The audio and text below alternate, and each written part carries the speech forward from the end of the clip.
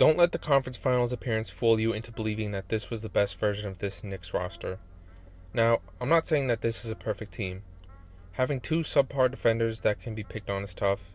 Their depth isn't top-notch. But the ceiling for the level of talent they have is much higher, especially offensively. The Tom Thibodeau era will be remembered fondly in New York. He was instrumental in helping the Knicks climb out of the gutter. But you can't let the prior 2 decades of dysfunction prevent you from maximizing the future. Thibodeau should not be compared to the Dave Fizdales or Derek Fisher eras in New York. He should be compared to championship caliber coaches. People forget that you can be a good coach, but not necessarily the best one for a specific roster. Some coaches are meant to get you from point A to point B, but not over the top. Famous examples being the Doug Collins upgrade to Phil Jackson in Chicago with Michael Jordan, or the Mark Jackson to Steve Kerr move in Golden State. If you believe you have a championship caliber roster, you can't waste valuable years of that window with someone you don't believe is the guy to get you there, just because of the optics around it. Letting go of Thibs is certainly a risk. Any replacement could end up being a downgrade. But winning a championship requires these tough decisions, and you have to be willing to take some gambles to maximize your upside. This recent string of success for the Knicks is great, and even sweeter after going through what this franchise has, but you can't remain satisfied. This team has a real shot at a championship. People always say if you fire X coach, in this case Thibs, there needs to be an upgrade ready on the market, but I think people get too caught up on recycling these veteran coaches or big names that they already know. Sure, there's more downside in going outside the box to hire a first-timer, but there's often more upside, and it's been successful plenty of times. Joe Mazzulla just won a championship as a first-time head coach. Steve Kerr hadn't coached at all before Golden State. J.J. Redick had great success this year. Mark Daigneault had a historic regular season with OKC, won Coach of the Year last year, and is on the brink of a title after previously being in the G League and most fans having no idea who he was. There are plenty of great assistants, G League coaches, and overseas guys who would thrive given the opportunity. Now, it's on the Knicks to nail this next hire, but right now Leon Rose deserves the benefit of the doubt. And even if this next guy doesn't work out, it doesn't mean that firing Thibs was the wrong move. I feel like national media, or fans who may not be as tuned into the Knicks on a day-to-day basis, are more confused by this move than the die-hard Knicks faithful. You can't let good results cloud bad process. A successful run this year doesn't mean this Knicks team played to their full potential. Excellent clutch performances, comebacks, and elite Brunson shot-making masked plenty of flaws with this team. There's room for improvement, and it needs to be unlocked in order to get to that next step. Perhaps the biggest sin by Thibodeau this season was his over-reliance on an uninspiring starting five. Now, each of Brunson, Hart, Bridges, Anunoby, and Towns is a good to great player who was part of other excellent lineups on this team, but this particular five-man combination did not maximize each other. That Knicks original starting lineup played 306 minutes this playoffs, making up over a third of the Knicks' total minutes, despite having a minus 8.4 net rating. That lineup is like a half measure of spacing and size, without really getting enough of either. Cat's at his best offensively at the 5.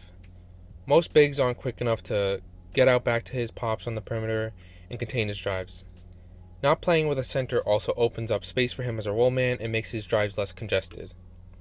The problem is, teams can essentially treat Josh Hart as a typical 5.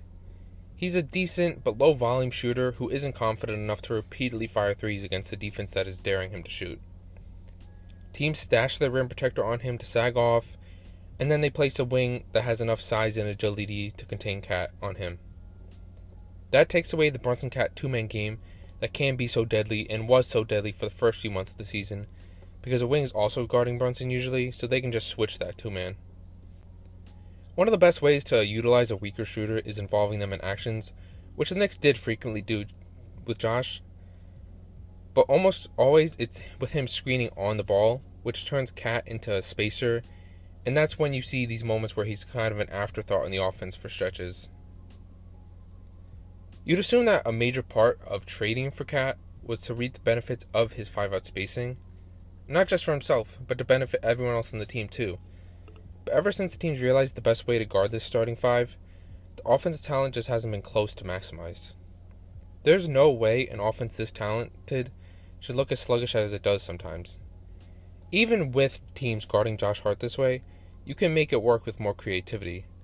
They could use him more as an off-ball screener to free up space for Mikhail or OG to come off of pin downs and flare screens and threes and curl to the basket with some momentum.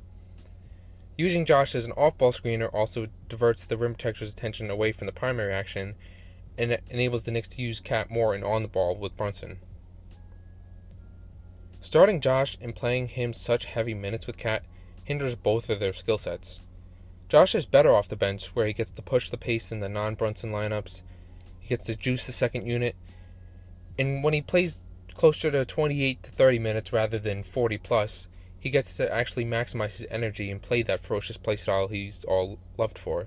It's maddening that Thibs not only kept that starting five for so long, but he almost seemed to view it as this death lineup, and he spammed it far more than any other coach used their lineup, when in reality it was one of New York's least effective lineups all season.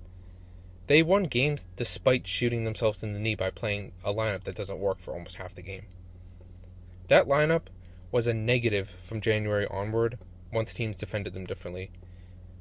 Even against Boston, they were outscored by 24 in that lineup. It was reported that Josh Hart discussed a change with Thibs during that Boston series, so even then, it was clear to the players in a series that they were winning that a change probably needed to be made. Now, finally the change was made when the Knicks went down 2-0 in the conference finals, but it was just far too long to do so. And even then, it probably was the wrong change. While the Cat and Mitch double big lineup is typically a good one, starting it against an ultra-fast Pacers team was not the matchup to do it. Deuce McBride would have been the ideal fifth starter in this lineup. His point of attack defense and screen navigation makes him better suited to guard primary ball handlers like Tyrese Halliburton, and it would slide Mikhail into a more fitting off-ball disruptor role and not require him to chase around shiftier guards all game. Offensively, Deuce would allow the Knicks to actually play true 5-out offense, and it would force teams to defend Cat with their center instead of being able to stash him on Josh, or have a guy like Andrew Nembhard be able to help relentlessly at the nail if he's guarding Josh. Somehow, Deuce only played 20 seconds with the core four starters in that series. Because of Thibodeau's obsession with size and over-reliance on Hart, Deuce playing with the rest of the starters rarely happened all season. And what really bothers me about that is having such a limited sample of what that lineup could have looked like because Thibodeau doesn't experiment nearly enough with lineups in the regular season. That's the time to mix and match to find out what works, especially for a team as good as the Knicks where they knew they were going to make the playoffs. Even if that lineup didn't work, at least you would have known. Because he didn't experiment in the regular season, Thibs had to try to figure out lineups on the fly against Indiana once the Knicks already had their backs against the wall. Instead of knowing what lineups are viable, he had to throw out some lineups that hadn't even played together yet. The same goes for defensive schemes. If you mix up defensive schemes in the regular season, you'll be more prepared to adjust come playoff time. Now, again, the team isn't perfect, and roster upgrades should always be explored, but you can't come to the conclusion that Brunson and Cat don't work together, or that Cat has to go, when we never really saw what a fully maximized version of them looked like. Towns is a flawed player, but the lineup configurations often induce the negatives of Cat at the 5, defensively, without generating the positives of what you would get from him offensively.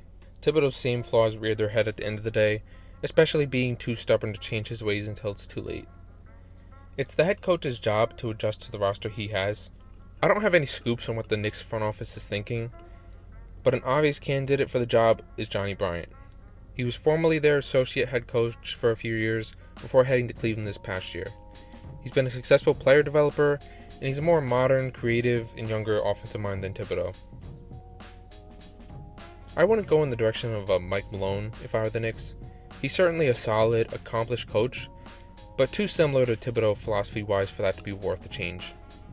You don't make this kind of move just to maintain status quo. Regardless, the key goals for the next Knicks coach would be inserting Deuce into the starting 5, finding more creative solutions for the wings on Cat and big man on Josh Hart coverage, be more willing to mix and match certain lineups and experiment throughout the regular season, creating a less Brunson-centric offense that gets him off ball more and keeps their wings consistently incorporated into the flow of the offense, And lastly, just don't kill the starting five. Let me know who you think the Knicks should go after, and appreciate anyone who listened.